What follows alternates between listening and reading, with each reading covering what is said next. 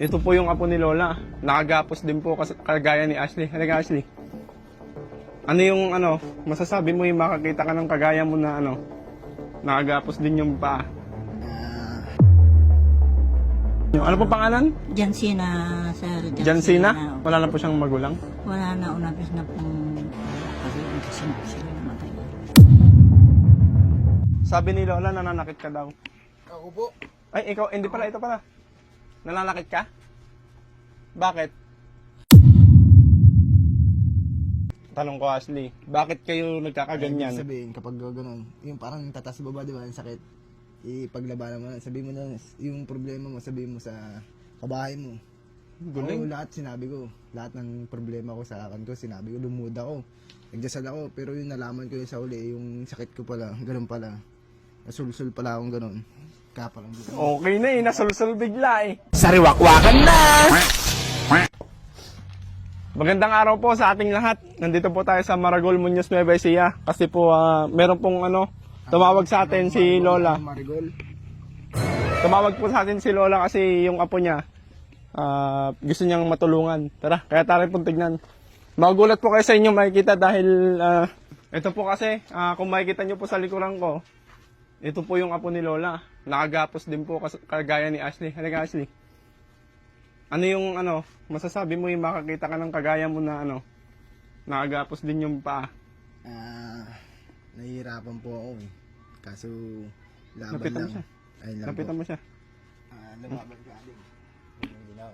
Hanggang ngayon nakagapos pa ako. Kakaalis ko nga lang eh. Apong ano po pala yung problema ni nung apo nyo? Ano po pangalan? Jansina, sir. Jansina? Opo. Kayo po? Saturnina. 13. Saturnina. Dalawa lang po dito sa bahay nyo? Oo, sir. Wala na po siyang magulang? Wala na, unabis na pong wala kasi nagkasunod sila namatay. Saan po ay kumukuha ng pang nyo apong? Pangkain po? Kung saan po ako naghihingi. Makapunta po doon sa munisipyo. Hindi po ba kayo nahihirapan sa kalagayan nyo apong? Nahihirapan ako, sir, talaga sa hirap na sinasabi niyo. Hirap na hirap ako. Kasi araw-araw yung nagwawala mula pa nung... Meron nang mahigit sandi ko na nagwawala. Ba't po siya nagwawala? Gusto niyang lumabas, sir eh. Ano ko naman pakakawalan sa ganyang sitwasyon niya. Pag nalingat lang akong sa binabantayan, lalayas na siya. O kung saan-saan na siya nakakarating. Bakit po pala nakagapos yung apo nyo apong? Sir, kasi yan, may diferensya na hindi ko mawari kung... Kasi nandyan naman yung lahat ng resulta ng mga doktor eh. Una po kaming nagpa-doktor doon sa Baguio. Anong sabi apong? Ang sabi naman po, sir, yun nga sabi nila epileptic. Sabi, doon pa tumirik nga yung mata niya doon sa Baguio. Nagaganyan-ganyan sa gumaganon-ganon. Pero gumaling po? Awa naman ng Diyos, sir, hindi naman na ganun sinusumpong. Kaya lang po, talagang nagtitik pa siya ng gamot hanggang ngayon. Ngayon po wala na siyang gamot na isa. Kasi naubusan siya, hindi ako makapunta sa bayan at hindi ko nga siya maiwanan. Kasi kapag iniwanan ko siya kung ano-anong sinisira niya, kagaya niya, sir, binibintana namin, yung plywood namin doon na, na binubultan niya yan. Hindi naman po nananakit? Dati po, sir, nananakit ka na eh. Huh? Sinasaktan niya ako. Bakit sabi ni Lola nananakit ka daw? Ako po. Ay, ikaw, hindi pala, ito pala. Nananakit ka? Bakit? Oo, palabasin. Ayaw ka palabasin? Pogi din to. Nahihirapan ka ba sa pan mo sa gapos ka? Dahil ginagapos ka, nahihirapan ka ba? Sobrang nahihirapan ka. Wala akong magagawa dyan eh. Advice lang to.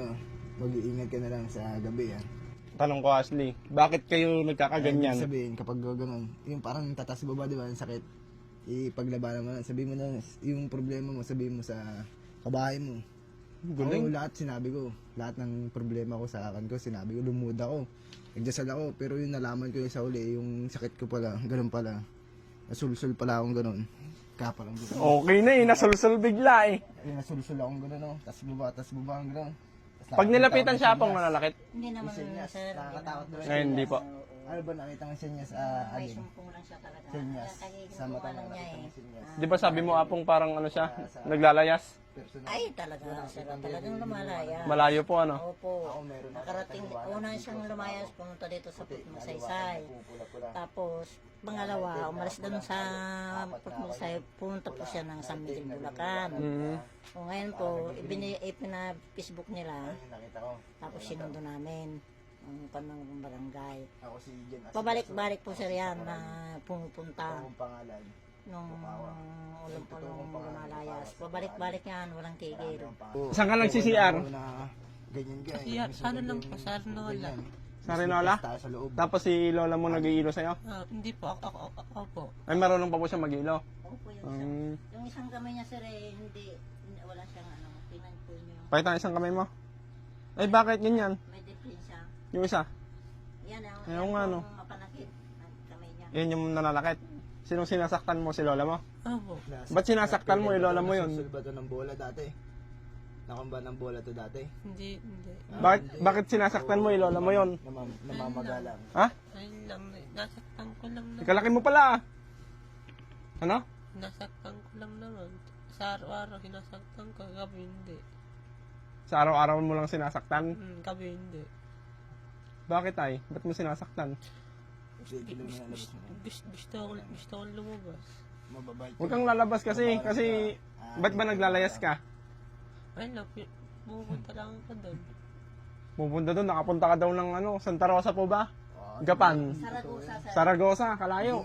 Naglakad ka lang? Hindi po, nag-gift po. ako. Nag-jeep ka? Ngayon di ka na makaka-jeep. Mahal na pamasahe. Mali yan, dito to yan. Kaya dito ka lang no, kay lola mo. Opo. Ayaw mo na bang ano, makapag-aral, ganon? Gusto ko po. Oh, baguhin mo yung sarili mo, tulungan mo yung sarili mo.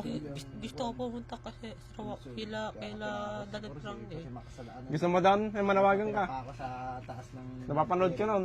makasalanan. Hindi tawagin ni Jesus. Sabihin mo, Tawagin kay Daddy din- Frankie. tawagin Daddy na Frankie, langgam. kunin mo na ako. Langgam na itim. Gusto mo sa kanya para tulungan kang gumaling, no? Opo. Langgam na itim. Kasi kami wala pa kaming ano shelter eh. Wala kaming pagdadalan sa inyo. Kaya ito, inatid sundo lang namin para malibang-libang si Jan Ashley habang nagpapagaling siya, uminom ng gamot.